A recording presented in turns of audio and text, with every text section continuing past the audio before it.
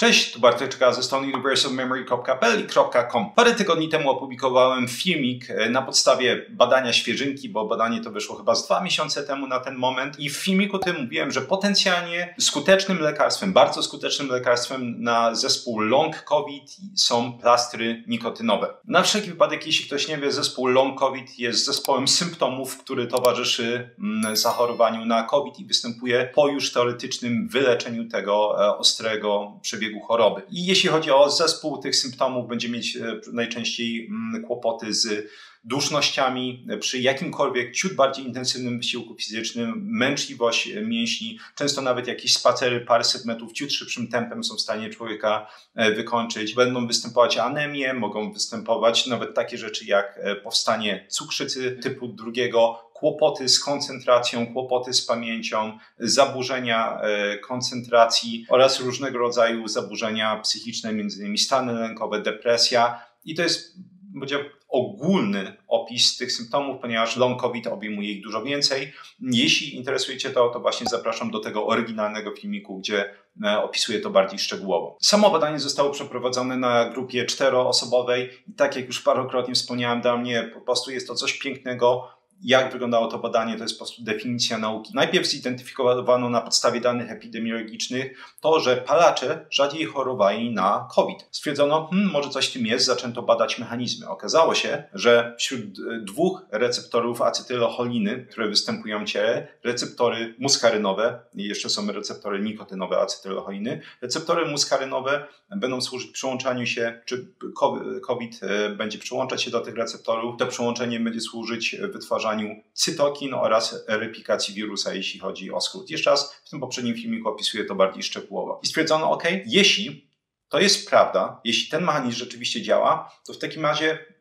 mamy potencjalną hipotezę. Co jeśli by zakleić te receptory muskarynowe nikotyną? Ponieważ nikotyna jest w stanie przyłączać się do tych receptorów muskarynowych 30 razy bardziej, czyli ma tak zwane 30-krotnie większe powinowactwo do tych receptorów niż na przykład acetylocholina i również niż COVID. Więc stwierdzono w takim razie, co jeśli podamy tym osobom plastry nikotynowe? Wszystkie osoby zostały magicznie uzdrowione tym w sumie bardzo prostym sposobem. Cała terapia trwała najdłużej 11 dni i u każdego pacjenta, jeśli chodzi na przykład o te właśnie kłopoty z oddychaniem, duszności, męczliwość mięśni i tak dalej, wszystkie te kłopoty bardzo mocno już ustąpiły, czy w większości ustąpiły do 6 dnia. Takie kłopoty jak zaburzenia smaku i zaburzenia węchu ustąpiły po 13 do 16 dniach. I zaraz opiszę, jak wyglądał na wszelki wypadek jeszcze protokół, żeby każdy wiedział, ale w tym filmiku opiszę, jak przebiegł ten eksperyment wśród słuchaczy. Jest mnóstwo osób, które cierpią na ten long COVID i wśród zalewu, bym powiedział bardzo często, informacji naprawdę fatalnej jakości na temat tego, jak radzić sobie z long COVIDem. To badanie było dla mnie jak po prostu piękne, jasne światło na końcu tunelu. I oczywiście mnóstwo osób stwierdziło, że zastosuje tą terapię potencjalnie, ponieważ jest ona stosunkowo prosta i tak naprawdę nie ma praktycznie efektów ubocznych. Głównie w tym filmiku odczytam różnego rodzaju komentarze, doświadczenia osób, które przechodziły tą terapię, żeby zobaczyć po prostu, jak to wyglądało. I niektóre z tych komentarzy są naprawdę fantastycznie i po prostu aż cię robi ciepło na sercu, z jakich stanów ludzie potrafi wyjść. Sam protokół używany w badaniu oraz ten protokół, który umieściłem w komentarzu pod tamtym filmikiem, wyglądał następująco. Używano plastrów nikotynowych o dawce 7,5 mg. I to jest bardzo ważne, ponieważ mnóstwo osób w szale entuzjazmu i nadziei rzuciło się po prostu na te plastry nikotynowe, zaczęły te osoby bez przeczytania tego protokołu kupować plastry o dawce 21 mg, 14 mg, więc takie plastry, które są używane tak naprawdę przez, palaczy, którzy próbują odstawić papierosy. Nic dziwnego, osoby te odczuwały pełną gamę skutków ubocznych, skoki ciśnienia, skoki tętna, również nudności i musiały odklejać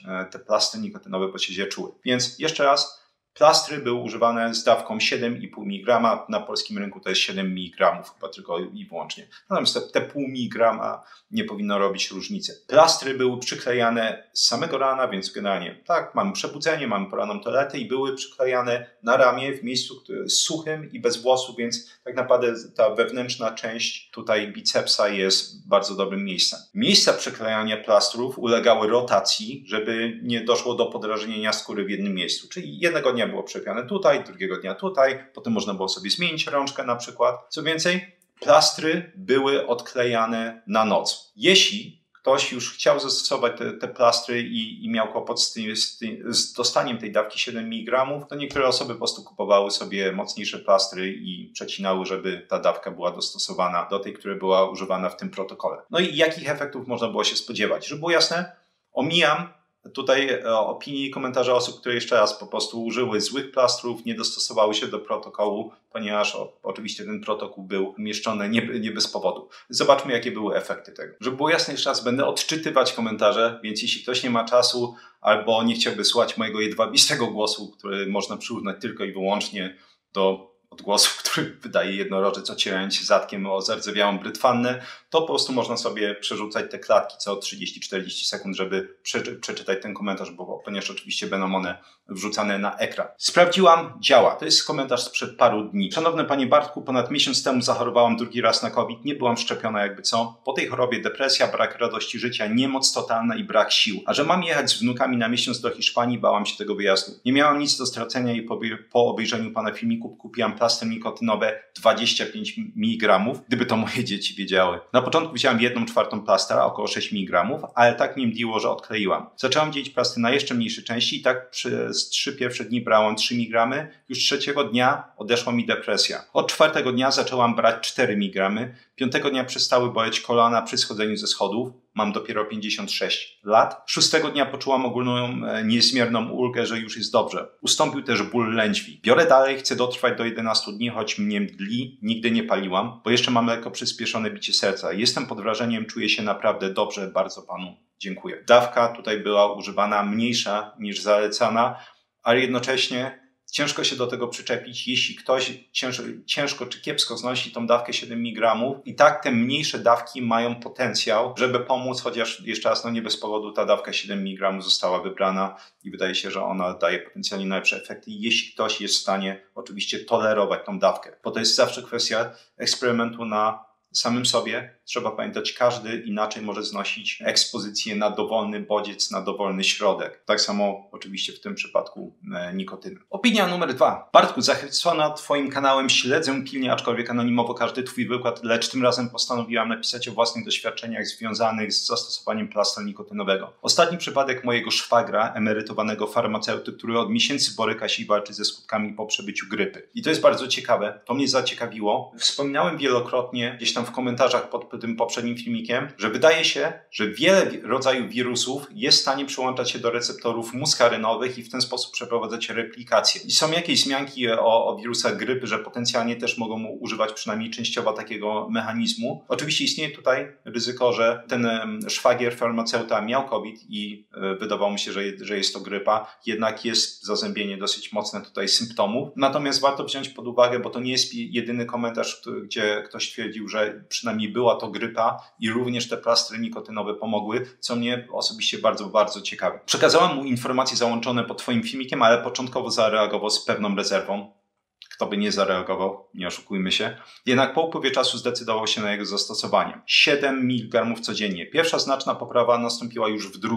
dniu. Dzisiaj po tygodniu jest wolny od wszelkich pozostałości pogrypowych. Mało tego, czuje się świetnie, ogólna kondycja poprawiła się do tego stopnia, że pozwolił sobie na dłuższy spacer po górach. Pacjenci, którym w uzasadnionych przypadkach polecam użycie plastów w trybie off-label use, donoszą mi o wysokiej skuteczności działania. Dziękuję w imieniu nas wszystkich. Nie wiem, czy akurat ta pani, która zostawiła komentarz, jest lekarką, czy jest farmaceutką, ale to jest ciekawe, bo w tym komentarzu mamy doświadczenia też jeszcze, przynajmniej z tego co rozumiem, paru pacjentów tej pani, i osoby te również miały pozytywne doświadczenia. Proszę również zauważyć, że mamy tutaj pokrycie między tym, co było w badaniach, że na przykład ta męczliwość mięśni, kłopoty z bezdechem ustępowały mniej więcej tam do 6 dnia, w badaniu było podane. Tutaj też rzeczywiście większość tych osób pisze, że między 5 a 7 dniem rzeczywiście już było bardzo dobrze, więc jest to wspaniała jakby cecha, bo mamy replikację, potencjalnie znaleźli z badania, oczywiście już na naszej grupie, że tak powiem, tej wewnętrznej społeczności. Kolejny komentarz, 3. Nie był specjalnie wylewny, ale coś nam powiedział. Skutecznie pomaga na astmę po COVID. Opinia numer 4. Aktualnie jestem po 5. dniu stosowania plasterków. Nie wierzę w efekt placebo, bo nie wierzyłam w skuteczność działania tej metody. Znowu, sceptycyzm uważam jest bardzo ważną cechą, czy to wrodzoną, czy nabytą. Nie czuję się idealnie tak jak przed COVID-em, ale muszę przyznać, że poprawa jest i to całkiem spora. Przede wszystkim wróciła szybkość myślenia i nareszcie mam więcej siły. Skończę opakowanie i opiszę skutki za około tydzień. Opinia numer 5. Bartku, z wielką radością chcę się podzielić obserwacjami dotyczącymi stosowania plastrów z nikotyną. Stosowałem plastry 21 mg, które przecinałem na pół przez 12 dni. Poprawa nie nastąpiła od razu, tylko z upływem czasu. W sumie jest już 4 tygodnie od zakończenia kuracji i nareszcie z pewnością mogę stwierdzić istotną poprawę wydolności. Wczoraj weszłam na 6. piętro bez przystanku z lekką zadyszką. Przy tym musiałem zatrzymywać się 2 lub 3-krotnie, a na końcu łapałam powietrze jak ryba. Mięśnie nóg nadal sztywnieją i bolą podczas wchodzenia na schody, ale jest lepiej około 50%. Poprawiła się jakość snu, mam sny i rano wstaję wypoczęta. Mięśnie nie bolą, a swoje ciało odczuwam jak przed COVID-em. Nie muszę się kłaść w ciągu dnia z powodu braku energii, mgła mózgowa pojawia się dużo rzadziej. Ogólnie poprawę oceniam na 60%. Kupiłam nowe opakowanie plastrów z nikotyną i zamierzam powtórzyć kurację. Dziękuję za Twoją pracę. Opinia numer 6. To może się wypowiem o sytuacji na bieżąco. Ostrzegam, że długo. Może komuś pomoże. W weekend 17 lutego 2024 roku z żoną i dzieckiem byliśmy na weekend u teściowej, która w sobotę oznajmiła, że się źle czuje, a myśleliśmy, że to zwykłe zmęczenie. Jednak po sobotniej nocy już było znacznie gorzej i skróciliśmy wizytę. Niedziela wieczór już się rozkręciło na dobre. Poniedziałek rano robi sobie test, jest pielęgniarką, nie oceniam. Większość testów ujemna, ale wychodzi z jednego grypa typu A. Osłabienie, niemoc, katar i brak energii do czwartku. U nas do środy wszystko bez najmniejszych problemów. Aż po południu żony i dziecka zaczęło się od kaszu i kataru. U mnie dopiero na noc coś poczułem się gorzej, a nic nie zapowiadało pogorszenia, bo suplementuję duże dawki witaminy D, więc myślałem, że się rozejdzie. Czwartek w pracy zaczynam czuć się coraz gorzej,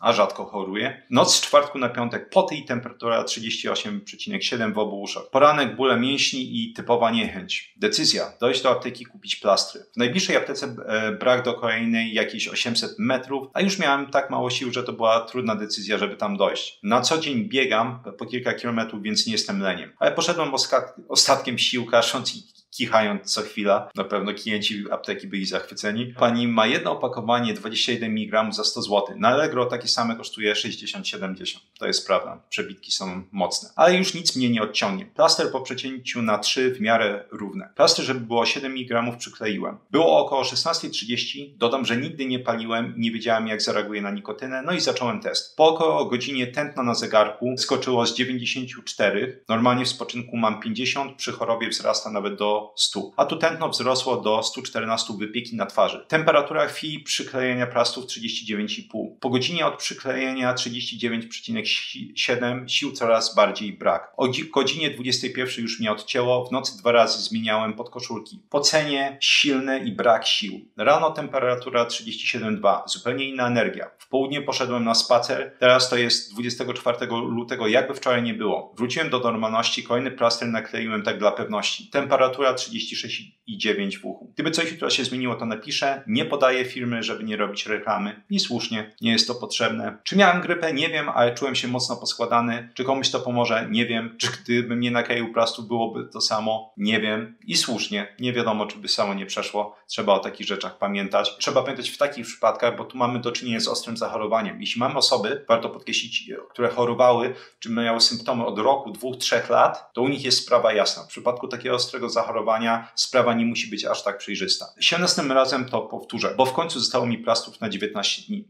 Potem było podsumowanie. Podsumowując, jest już 9 dni po moim eksperymencie. Wziąłem ostatecznie jeden plaster podzielony na 3 części. Jeden plaster 21 mg. Trzeci plaster 7 mg nie był już w zasadzie potrzebny. Poczułem się jak przed chorobą. Także mam nadzieję, że jeśli komuś również pomoże, to może skomentuję, jak to było u niego, bo sam jestem zaskoczony szybkością. W zasadzie 2 dni postawiło mnie na nogi. I to jest właśnie ten drugi komentarz, który mnie ciekawił. Właśnie, że była to potencjalnie grypa i najprawdopodobniej była to grypa, bo jednocześnie jeśli ktoś z rodziny się przetestował, był to wirus grypy typu A, to najprawdopodobniej załapało się w kontakcie. Opinia numer 7. Nie wiem, czy placebo, czy podświadoma wiara w te plasterki, czy może korelacja z olejkiem CBD, który sobie pobieram. Jest mi wszystko jedno, bo widzę poprawę, jeśli chodzi o mój smak i węch. Używam tych plastrów jakieś 2 tygodnie, ale dzielę je na 4 części. Pierwszy plaster przykleiłam cały, a ja źle się czułam, zawroty głowy, mdłości, nagły skok ciśnienia, więc odcięłam pół i niby było było lepiej, ale te zawroty głowy pojawiały się co jakiś czas. Zbyt duży dyskomfort jak dla mnie. Po 2 dniach przyklejam 1/4 plastra i tak już kilkanaście dni. Nie zawsze odklejam na noc. Moim zdaniem lepiej odkleić. Dawka malutka, zawroty głowy coraz mniejsze, ale jednak co jakiś czas mam. Widocznie jakiś wrażliwy organizm, bo nie cierpie fajek. Tak czy siak po 4. dniu w końcu poczułam niebiański smak jajecznicy. Kawa zaczęła smakować lepiej, papryka, wspaniały smak, perfumy mniej śmierdziały chemią, a zaczęła się wyłaniać słodkawa i kwiatowa nuta. Zapach cebuli, który czułam potwornie mocno, już mi nie świdruje mózgu, kiedy ją wącham. Jestem już w stanie odróżnić zapach pietruszki od selera. Cholerną frajdę sprawia mi wąchanie ziół, poczuję, że każde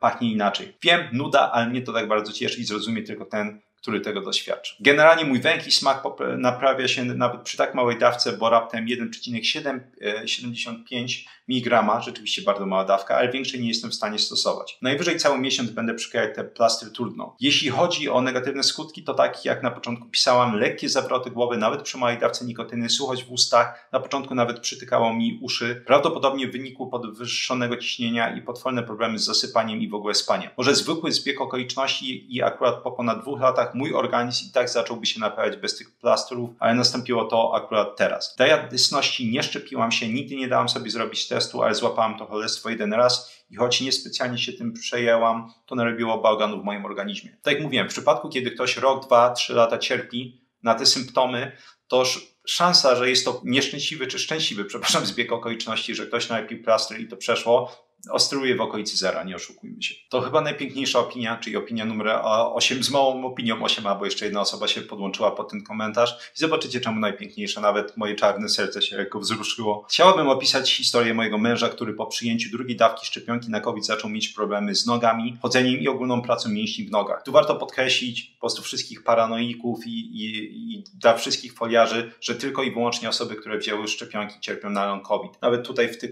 komentarzach bardzo wyraźnie widać, przechodzą long COVID zarówno osoby, które się szczepiły i nie szczepiły. Już pomijając to, chodzi o to, żeby rozwiązać czyjeś problemy, a nie przerzucać się po prostu różnego rodzaju winą. Po około 30 minutach od szczepionki wrócił do domu i już miał problem, żeby wejść po schodach do domu. Jak nigdy do tej pory nie miał z chodzeniem problemów od tego momentu, jakby coś mu odjęło nogi. Tylko co? Ani neurolog, ortopeda, reumatolog nie byli w stanie nic pomóc. Różne badania, później leki i tak przez już ponad 3 lata. Do samochodu nie mógł wsiąść czy założyć skarpetki i spodni, bo nie był w stanie podnieść nóg do góry. Aż tu nagle dostał od kolegi ten film, stwierdził, że już tyle leków próbował, że ta metoda mu nie zaszkodzi, więc zamówiłem mu te plastry. Nie wiem, czy mi uwierzycie, ale już po 5 godzinach od przyklejenia pierwszego plastra podszedł do mnie i zaczął podnosić nogi do góry, jak gdyby nigdy nic, bez żadnych problemów. Byliśmy bardzo zdziwieni i szczęśliwi, że w końcu coś pomogło. Już jest po 4 plastrach i na tę chwilę normalnie może wejść do samochodu czy po schodach do domu. Bardzo dziękujemy za ten film, bo mój mąż odzyskał w końcu sprawność i życie. Serdecznie pozdrawiamy. I poniżej jeszcze komentarz. Ja też stosuję już 7 mg 6 dzień i widzę poprawę w sprawie głowy i zatok. Być może jednak to działa na więcej wirusów i chorób. Tak jak mówiłem, jak najbardziej, przynajmniej mechanistycznie z tego, co zdążyłem wyczytać do tej pory, może to działać na więcej wirusów i dla mnie jakby samo to badanie otworzyło tyle wrót, jeśli chodzi o wyczytywanie kolejnych informacji w badaniach, że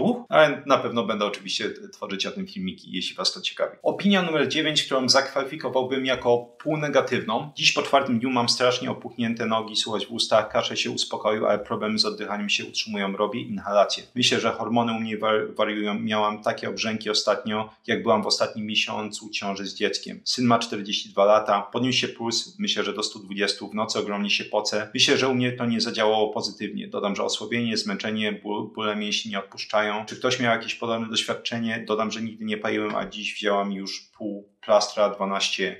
Tak jak mówiłem, jest to pół negatywne. Na pewno widać, że przynajmniej z tego, co ta pani brała, nie pomogło. Trzeba to otwarcie powiedzieć. Natomiast jest ciekawe, że jeśli ktoś wysłuchał do tej pory tych innych komentarzy, parę osób mówiło, że rzeczywiście te pierwsze jakieś noce, one były rzeczywiście ciężkie i człowiek się pocił i ten podwyższone tętno. Nie było z miejsca poprawy u niektórych z tych osób. Nastąpiła ona dopiero przy tym regularnym braniu czy naklejaniu tych plastrów nikotyny. Czy tutaj te długotrwałe naklejanie plastrów nikotyny i zmniejszenie dawki, tak jak robiły niektóre osoby, nawet poniżej 2 mg by pomogły? Szczerze mówiąc, ja podejrzewam, że tak, niemniej opinia jest jaka jest. Opinia numer 10 bardzo treściwa, od Basi, z którą miałem przyjemność współpracować. Bartko, bardzo Ci dziękuję za ten film. Moja siostra po zastosowaniu plastrów odzyskała węch. Dziękuję. No i super. Opinia numer 11. Czytam komentarz, ale Państwo przepraszali za polski, bo są od 50 lat w Niemczech, więc jakieś tam błędy mogą być. Ja też kaleczę polski non-stop, więc rozumiem ich w pełni. Żona złapała w maju 2022 roku, potem w listopadzie 2023 roku COVID. Ja złapałem tylko w maju 2022 roku. Po pierwszym razie pomógł nam urlop na południu Europy, po drugim razie żona kaszlała od listopada 2023 roku. Do zastosowania użyto Nicotine Plus metody w dniu 2 lutego 2024 zastosowaliśmy 25 mg, dla żony było za mocne. Po około 6 godzinach popuściło z płuc i żołądka. Potem stosowaliśmy pół tego plastra, czyli 12,5 mg do 9 lutego. Przez pierwsze dni z płuc gardła wychodziły te niepotrzebne rzeczy, szczególnie u żony bardzo intensyw. Po około 5 dniach żona przestała kaszleć. Oboje jesteśmy około 70. Żona nigdy nie paliła, ja paliłem od 15 chyba do 25 roku życia. Bardzo dziękujemy panu za ten tip. Opinia numer 12. Tutaj skupię się na podsumowaniu, czyli drugiej części komentarza, bo to jest najważniejsze. Reszta kuracji, 13 dni w sumie z jednodniową przerwą po ostrym zatruciu na własne życzenie, przebiegła bez zakłóceń. Bezpośrednio po zakończeniu aplikacji połówek plastrów nie widziałam istotnej różnicy w samopoczuciu. Byłam nawet bardziej zmęczona i ostatnie 2 dni kuracji spędziłam głównie w łóżku, na zmianę podsypiając i oglądając YouTube. Z upływem czasu jednak czuję się coraz lepiej, bóle mięśniowe ustąpiły, poprawiła się moja wydolność i ustąpiło przemożne uczucie, żeby się położyć i odpocząć. Obecnie funkcjonuję na około 80% swojej wydolności sprzed zachorowania na COVID i mogę potwierdzić, że przykrywanie plastrów z nikotyną przez 13 dni znacznie poprawiło moje samopoczucie i stan umysłu, klarowność. Dziękuję za podzielenie się tą informacją na Twoim kanale. Warto skupić się na tej ostatniej części, czy pierwszej części, komentarza. Przez praktycznie paręnaście dni z kolei, w przeciwieństwie do innych osób, nie było różnicy, nawet czuła się ta pani trochę gorzej. Poprawa przyszła potem i znowu warto podkreślić, nawet jeśli u 80%, tak samo u wszystkich pacjentów z badania, ta poprawa następuje szybko, to nie znaczy, że u każdej osoby potencjalnie nastąpi szybko, tak jak widać. Znowu jest ta indywidualna reakcja na dowolny bodziec, terapię i tak dalej. U tej pani potrzeby było paręnaście dni i dopiero wtedy nastąpiła znacząca poprawa. Warto mieć to w głowie. Zostały 2 ostatnie opinie. W początku 2022 roku obserwuję u siebie zadyszkę zmęczeniową, którą odczuwam podczas biegania. Do tego cały czas nie czuję zapachów. Dziś rozpocząłem eksperyment na sobie i ciekaw jestem efektów. Wydaje się, że jest lekka poprawa odnośnie zadyszki biegowej.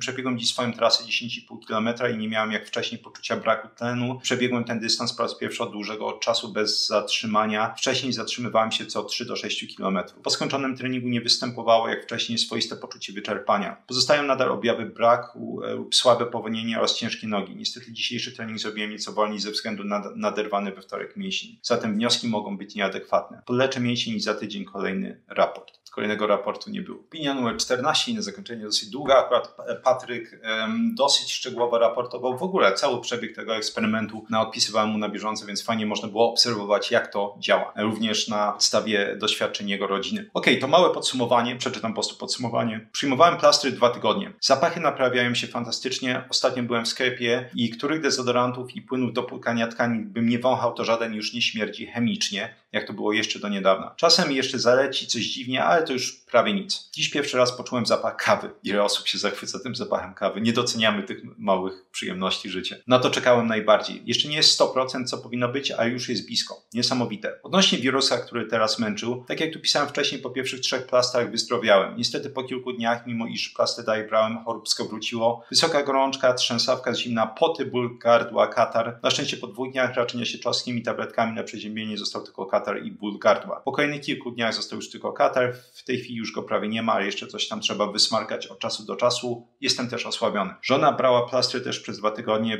Wydawało nam się, że pomogły jej i było już ok. To znaczy zapach i smak dalej były zepsute, ale przynajmniej gorączka przeszła i samopoczucie się poprawiło. W pierwszym dniu nie wzięła już plastra, w nocy nagle znowu 39 stopni gorączki, kaszel, katar. Przeleżała cały dzień w łóżku. Dobrze, że to akurat niedziela była i miała ją wolną, to przynajmniej nie było problemu z pracą. Poprosiła mnie, żebym nie dokupił plastry. Kilka godzin po założeniu plastra od razu jej się poprawiło. Niestety gorączka jeszcze potrafiła wrócić przez następne 2 dni, ale biorąc tabletki na przeziębienie dawało się nad tym panować. W tej chwili został jej już tylko duszący katar. No i niestety dalej smak i zapach jest przestawiony mimo używania 3. pudełka plastrów. Więc bardzo ciekawi mnie, co będzie dalej. Póki co więcej plastrów już nie będę kupował i jak nadzieję, że smak i węch już jej wróci wróci do normy w miarę szybko. Jeśli nie, to za jakiś czas powtórzymy u niej plastry w celu naprawy tego. Ale mam nadzieję, że nie trzeba będzie. U niej to się dopiero stało teraz, więc nie można tego nazwać jeszcze long COVID. Ja miałem zaburzenia zapachu i smaku od 2021 roku, czyli 3 lata, więc to był jak najbardziej typowy long COVID. Żona zauważyła też,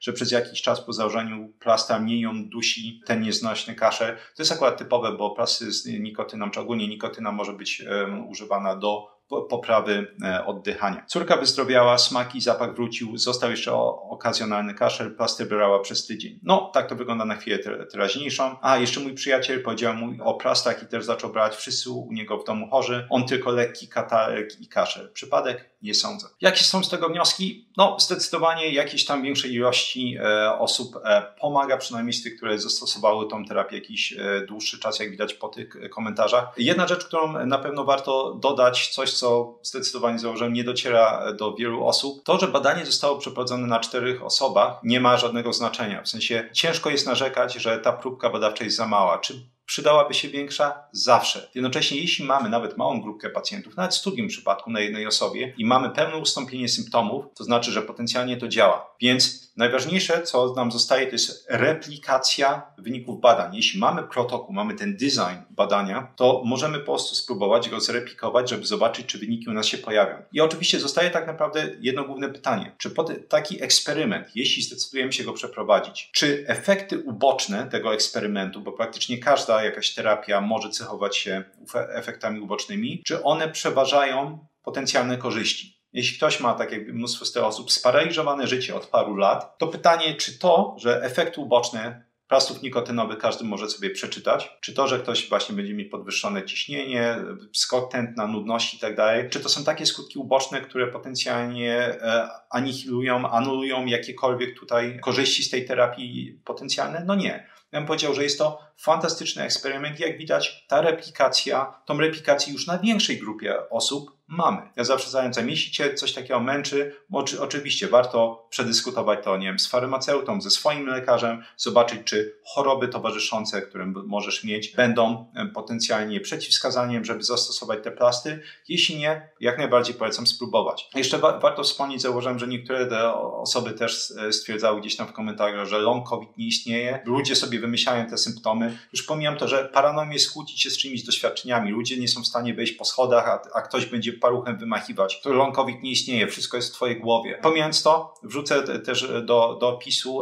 badanie i tutaj na ekran parę wniosków, że robiono biopsje, na przykład mięśni u osób z long COVIDem. Co ciekawe, powstają mikroskrzepy w naczyniach krwionośnych u tych pacjentów. Jest zdecydowana reakcja autoimmunologiczna, jest zwiększona ilość limfocytów T. To wiemy po prostu jeszcze raz po prostu z badań tkanek, tak, po biopsji, więc rzeczywiście ewidentnie są dosyć mocne zmiany, jeśli chodzi o fizjologię takich osób. Dzięki piękne za wysłuchanie tego odcinka. Jak zawsze daj znać, jakie masz uwagi, obserwacje, doświadczenia. Szczególnie jeśli jesteś osobą, która przeszła tą terapię. Bardzo bym prosił, ale nie zostawiłeś komentarza pod ostatnim filmikiem, proszę, żebyś zostawił komentarz właśnie pod tym filmikiem, żeby podzielić się właśnie wynikami tego eksperymentu z innymi. Jeśli jesteś jedną z osób, która zostawiła komentarze pod ostatnim filmikiem i właśnie odczytywałem twój komentarz, dzięki piękne, bo pomagasz innym tak naprawdę, czy pomogłeś już innym i jeśli będziesz mieć czas, ktoś będzie mieć pytania a propos doświadczeń na tej terapii, bardzo bym prosił, żeby potencjalnie takim osobom poświęcić te parę minut i pomóc. Ponieważ ja nie przechodziłem tego, nie jestem w stanie po prostu jakby podzielić się swoim doświadczeniem. Jak zawsze wszystkie badania będą dostępne w